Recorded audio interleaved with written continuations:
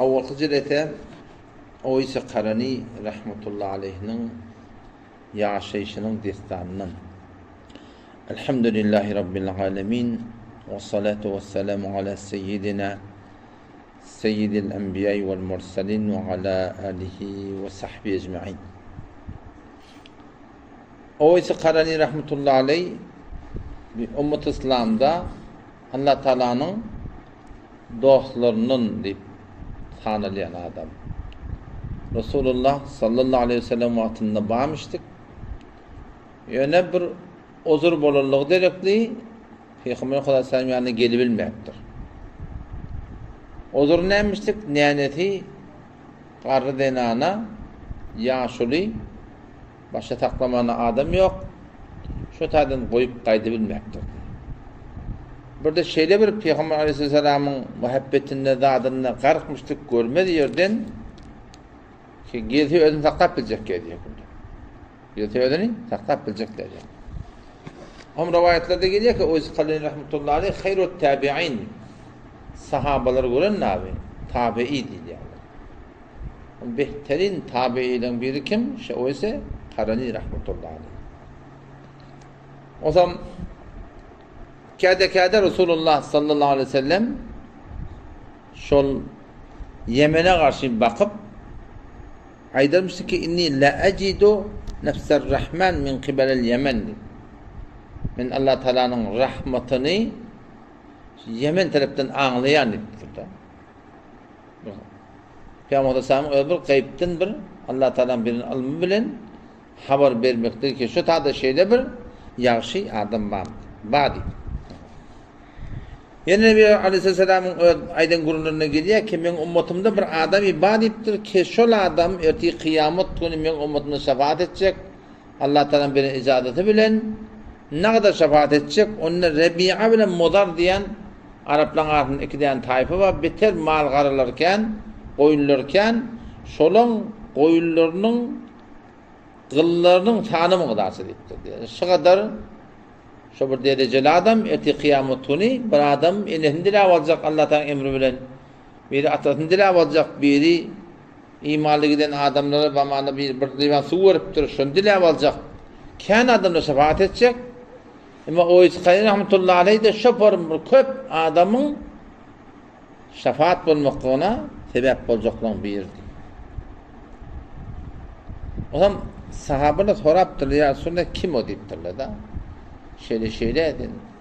Yemenin tarafından bir formül Allah Teala'nın rahmet yerini anlayan bolsaň, şu formül benne we ummatda şu formül köp adama şefaat etjek bolsa, kim o diýende abdun min abidillah diýipdir. Allah'ın bendelerinden bir benne diýipdir. Sahabalar diýipdir, ya Resulullah biz Allah'tan benne diýipdir, ady näme şol diýipdir. Onun ady Oýs diýipdir. Nirde Qaran diýerler. Ya Resulullah seni görüpdirmi? Ýok, meni gözü bilen görenak diýdi. Onu gen galda diye şeýle bir aşyk keteni görmepdir. Nebi Aleyhisselam aýtdy diye iki zat sebäpli meni görmeke gelip başarmady. Bir galabi hal. Yani gelse şaýat ýüre tarqylap ölsün. Tydap başarjak del. İkinciden ne? Ta'zim-i şeriat diýipdir. Şeriaty ullamaly ki o ýanky başda gaýdan gurum bir ejid, acize bir zayıf näňeti bar. Şonu taklamaklyga gerek. Şoňla boty başga adam ýok. Düýe bakıp şu taýdan marahim aýlyk kılýan ýalak kılýan ýalak şey dip näne ödüne harc etdi diýdi. Om sahabalar sorapdyr, ya Resulullah bilen görersmi diýipdirler da. Görersmi şonu Nebi Aleyhisselam aýtdy diýe Siddiqa ketýän onu görmersin diýdi.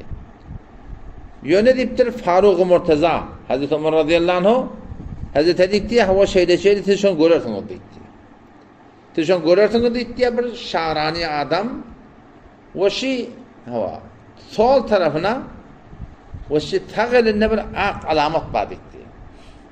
Tağılnyň ayetinde bir ak alamat bar. Ýöne diýipdir ak beresse diýipdir. Däk türkmen ala diýär ala. Ol ala bir derdi ki ol gawulmaýanda hatda.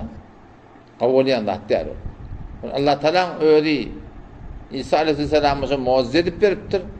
Vel abras diýdi. Abras beres. Şonu İsa Peygamber Allah'ın emrine gawuldurmuşdy. O şu vakitte şöyle ümmette da birisi adamın sahibi keramet boluyor.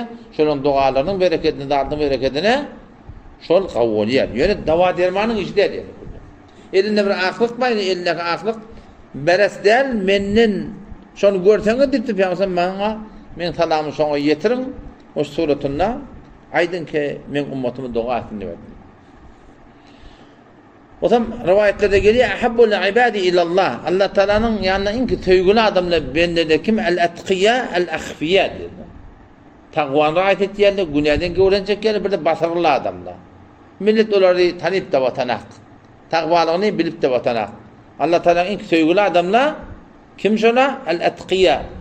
Muttaqiya adamlar, günahdan görenecek adamlar, naferman değil, bir de el-akhfiya. Yani batırırlı. Adamlar ki onları bilenaklı yani. Oğlum sahabeler diyor ya sonra bir sen ayettiğin adam bir de şu apariptir. Bir adamlar takva adamlar var, batırlı adamlar var. Nebi Aleyhisselam ayette diye şötervan ismi Yemen. Yemen'de bir şey diye bakyan o isyerle kadem ber kademe u nehit diye da şonu yerine düşündüktir ya. Kime tavsiye yerse Peygamber Aleyhisselam Adam'a tavsiye eder.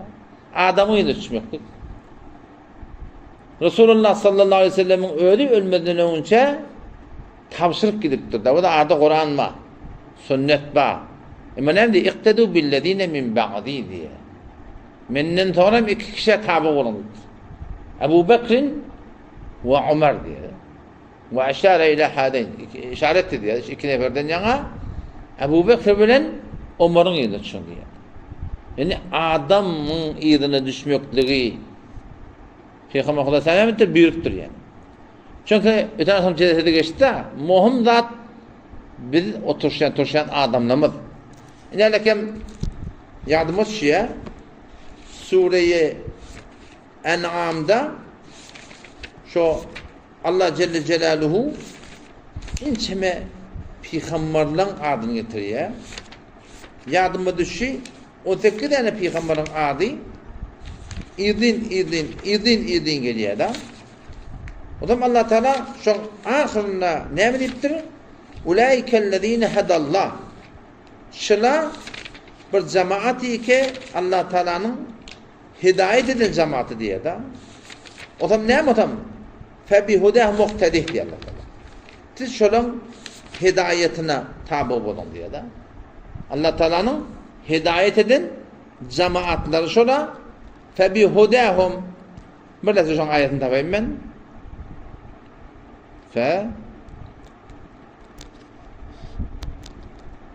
Nelekem En'am'da bundan gözünü takladım. En'am'da tohulluğumuz ayet Nelekem suratında Peygamber Aleyhisselam ne diyor da şu tervazın ismi Yemen Yemen'de bir diyor akbirin mi yani ura oezkuyen kadem ber kademe u nehit diye da şonu yerine düşün diye adamın yerine düşmektik da Kur'an sünnet gözümün başımın tacı gözümün nuru ama Kur'an sünnet kimden öğrenmeli ne o da Allah Teala da falanca peygamberin adını getiriyor ve tilke hujjatuna ateynaha İbrahim'e ala kavmi nerfa'u derecatin men neşâ inne rabbeke hakimun alim ve vehebna lehu İshâqa ويعقوب كلا هدينا ونوحا هدينا من قبل ومن ذريته داود وسليمان وأيوب ويوسف وموسى وهارون وكذلك نجزي المحسنين في غمرة تعالى وزكريا ويحيى وعيسى وإلياس كل من الصالحين وإسماعيل واليسع ويونس ولوطا وتذكروا شو أسيدين وكلا فضلنا على العالمين ومن آبائهم شلون أطلرنا وذرياتهم وإخوانهم واجتبيناهم انتخابت تكتير شلون وهديناهم إلى صراط مستقيم إن الله تنهدن هداية دا ذلك هدى الله يهدي به من يشاء من عباده الله تنقل إذن هداية إذن عدم نرشدا هم آخر نعم دي Ulaikellezine hadallah şu cemaat. Yani cemaat kolay Teala at çekmiş olurdan. Neme? Hadallah Allah'tan hidayet eden cemaatçılar diye. Fe bi hudahum muqtadi. Şolun hidayetine tabi olan diye. Şola din ne yapın düşündürler.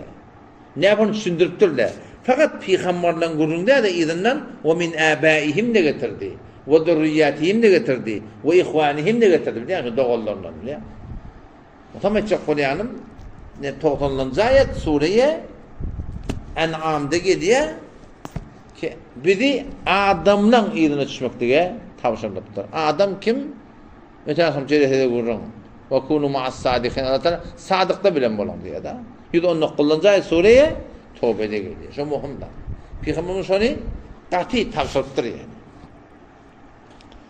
Yok arada Kur'an sünnet var ahi. Onu iktidû billezîne min ba'di diye. Menden sonra ikisine tabi olun. O zaman ne kılas şun Hacem Bey Aleyhisselam Peygamber Kudasan diye ölmeli vakti yakın gelenlerinin yerine ya Resulullah deyiptirler sen geyimin kime verir deyiptirler da doğunu var da ebatı var Peygamber Kudasan ya şunu kime vermeli deyiptirler onu oysa verin dedi şuna verin şu geyitin ummatın hakkında dua ettin. Adam sonra Siddiq radıyallahu anh dünyadan qaytya. Peygamberden dünyadan qaytya, Siddiq radıyallahu anh dünyadan qaytya. Hazreti Faruk Azam ben Hazreti Murtaza radıyallahu anhuma bir din uğurda Kufa'ya gidiyorlar. Kufa'ya gidiyorlar. Köp adam üşüdü. Gurrun beriye, gurrunun arasında ya ehl-i nes qumu deyiptir. Ey ehl-i nes ayağa kalın deyip. Doğru tavır cemaat ayağa kaldı diyor. Adam sorudu diye sizin aranızda kırandan adam var mı? Kırandan adam var mı? Kalan adamla otursun, kıranın akıla koyan otursun. Bir cemaat kırancı getirdi diye Hazreti Ömer radıyallahu yanına. Şeyle kırancı diktir. Şeyle mi hava, kırancı mı hava? Hazreti Ömer radıyallahu anh o isteyen sorudu diye. O isteyen sizin aranızda biri olmalı. Onu biz bilemlak dedi. Tanıyamlak. Hazreti Ömer diye Nebi Aleyhisselam haber verdi. Ba'diydi. Bol siz bilemlak dedi. Bilemlak deyip dursun dedi yankıla. On bir diye ya emir müminin huve ahkaru şe'nen min eyyetlubahu dedi. Bir bat sen sonra ayalık adam daha deyiptir. Ahkaru şe'nen beter bir pes akmak deyiptir. Daha bir vehşi bir düddük etmeyen bir deyiptir. Hazreti Ömer deyip son yerine deyiptir. Niyirde? Onunla vadiye orana deyiptir. Yahmiyel ibilliye. Düye bak ya. Orana diyen bir oy şu tadı. Şeyle mi hava? Hiç kime kepleşen aktiftir. Adamdan iyenen aktiftir. Adamdan hoşunu aktiftir. Adamdan gülünü ağlaya deyiptir. Ağlanın adamı ağlanı gülüye deyiptir. Şu formül adam. Onu gideye deyiptir. Şunun yanı var mı öyle deyiptir. Onu şundan kayıtla diye. Geldi diye orta diye namaz okuyuptu diye da. Namaz okuyuptuğa anladı diye Adem gelirlerini namazın kıyıt kalıp diye salam verir diye. Namazda hudu, huşulu bolmokluk namazın üstüne teteşmezlik değil yani. Namazda motivasyon oldu Allah Teala. Peygamber Aleyhisselam hadisine geliyor da ki oğlancıktan kıyık çiğ olmasa ben namazı olacak deyip dur da. Peygamber var namazında teorinin tezini eştiye. Teorinin tezini eşitmesinlikte yani hudu, huşu diyorlar biliyor musun? Eştiye yani şu teorinin. Onda bir irat yok yani. O zaman yani aslında bir motivasyon olup duran adam Allah Teala şondan marahı yüreğin, fikrin savunmalı diyor. Bu da adam geleni anlap diye talam verdi ya. Talam verdi diye. Hazreti Ömer radıyallahu anh tur akşamlarda salamlaştı diye. Hazreti Ömer radıyallahu anh alamatını elinden diye. Adın ne deyip duran? Ma ismuk. Ona Abdullah deyip duran. Allah'ın ben dedi. Hazreti Ömer dedi diye kuluna abidullah deyip duran. Sen bize Allah'tan ben deyip duran. Adın ne deyip duran? Khas adam. Onu o isteyip duran. Onu erini yedi kelyum ne deyip diye. Tağırın kökü diye de. Onun kökü diye adam. Her akba diye de. Ayağında akba. O zaman tutak hanım avşadı diye adam yakayım. O zaman ayeti diye ki Resulullah sallallahu aleyhi ve sellem sana talam getirdi ve tavsiyetti ki sana dua edildi. Ummata dua ettim. Ona ya emir müminin ente eula bid du'a li cemil müminin etti. Sen emir müminin diptir. Dua etme sen dua etme diptir. Sen layık diptir. Onda değil Hazreti Faruk Azam bitti. Ben bunu etmeyenlere bak ettiyen diptir. Yani sana vasiyetçi diptir. Sen vasiyeti yerine getir diptir. Ya Ömer leallehu gayri diptir. Menden başları adam değildir diptir. Onda yok diptir. Tena etti diptir. Şeyle mi hava? Onunla peygamberin doğanını ver diptir. Doğanını getirin diptir. Adam şu doğanını alıp da ben şunu giyip doğa edecek diye de. Onu sabredin diyor adam. Ben anıracaktan sonra git diye. Adam şunu giymeyeni Allah Teala yalvarmağına duruyor yani. Ya Allah, bana ümmeti Muhammed sallallahu aleyhi ve sellem hemmetin bağışla. Şunu ben şefaat edeceğim. Niye? Kıyametin bana bağışla. Adam nida geliyor diye de, hatif diye de, nida geliyor. Ki falanca sana bağışladık. Yok ya Rabbi Allah. Verdim bunu da kulak astırı diyor. Yok ya Rabbi Allah. Şol bariyer diye de. Şol hemmetin bağışlamadan gece kelbet diyor. Ama sahabına ahir bitir giyecek halde bunu deyip barıptırlar biliyor musun? Onun için orada ne geliyorsunuz deyiptirler. Sabretme deyiptir. Men deyiptir şu ümmeti Muhammed sallallahu aleyhi ve sellem hemen dilep almasam men deyiptir çekçek geldi deyiptirler. Onu deyiptir yöne deyiptir sultan geldiğinden deyiptirler. Geldiğinde deyiptir şu kadar şicre yani ki peygamber eden ki var da Mozar bilen Rebiya takan oyunun ne kadar kılları var biliyor musun? Şol muqdar ehti kıyamet tuni bilecek diyen gurrunu diye ayttı diye şuna. Hazreti Ömer radıyallahu anh yakın gördü diye bir doni, dadi, tada biliyor musun? Şu form yaşak kesip yadı. Bir tel bir garip yadıydı. Hazreti Ömer radıyallahu anh şunu bolup duruşunu görüp şu hilafeti kim birden boyun alacak deyiptir diye de. Hilafet de gerek ya. Birden şimdi kim oynayacak deyiptir diye. O ise deyiptir, aklı yok adam olar deyiptir sen deyiptir. Ne satana onu deyiptir ya. Okla deyiptir, kim hata alır deyiptir ya. O sahabına gıyırlı diye ya emir müminin dedi, ha Sıddık'tan yetti. Şu form bir ümmette idalet edip ya. Bu da bir adam. Bula ihtiyanın neyme deyiptir biliyor musun? Sen bir gün adledenin 10 bin ile badını diyecek deyiptir de biliyor musun? O bir tane şöpede dörüye de Hazreti Ömer ne yapmış o makamet yaptır? Hazreti Ömer öyle mi? Hazreti Ömer da yöne makamı tecrid deyip bir de ozlet da yekelikte tanımasızlık hiç kimden iyi. Ahfiyali de hali. Batırırlı. Tanış yok, biliş yok, hudaylıkta adam. Şunu ele getirip geldi Hazreti Ömer radıyallahu anh. Yok Hazreti Ömer makamı onun koyundur ki. Kısım şundan buna diye soruldu diye adam. Oturdu gurun etti diye ya o istiptirler. Ne Resulullah'ın görmene gelmedi deyiptirler. O nasıl gördüğünü mü deyiptirler? O gördük deyiptir. Göremediğini deyiptir. Şu an karşı iki karşının arasında çıtırdı mı ya yadığıllı mı deyiptir ya. Bilenakta diye sahabada. Şu Nebi Aleyhisselam'da bir hayvat bağmıştık. Şu Ankara'dan gelinle yüzün durup bulanak diyor da. Peygamber Aleyhisselam'da hayvat bağmıştık.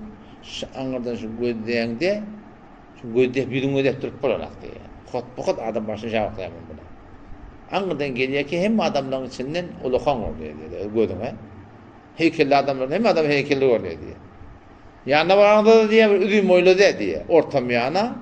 Oturanı da şey diye. Oturanı da diye başka adamlardan ne? Farklı oluyor diye.